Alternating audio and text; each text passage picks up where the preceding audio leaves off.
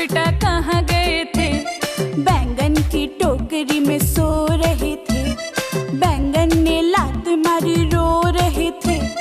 Mummy ने प्यार किया हंस रहे थे।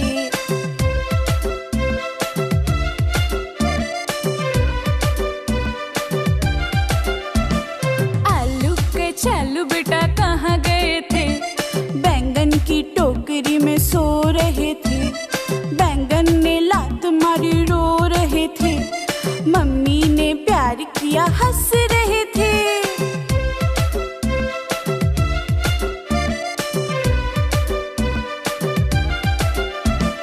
आलू के चालू बेटा कहाँ गए थे? प्याज की टोकरी में सो रहे थे। प्याज ने लात मारी रो रहे थे। मम्मी ने प्यार किया हंस रहे थे।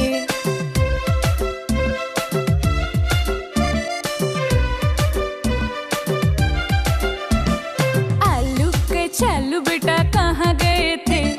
गाजर की टोकरी में सो रहे थे। गाजर ने लात मारी रो रहे थे। मम्मी ने प्यार किया हंस रहे थे।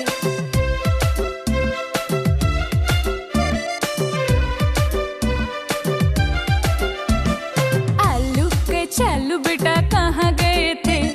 बंदर की झोपड़ी में सो रहे थे। बंदर ने लात मारी रो रहे थे। मम्मी ने प्यार किया हंस रहे थे।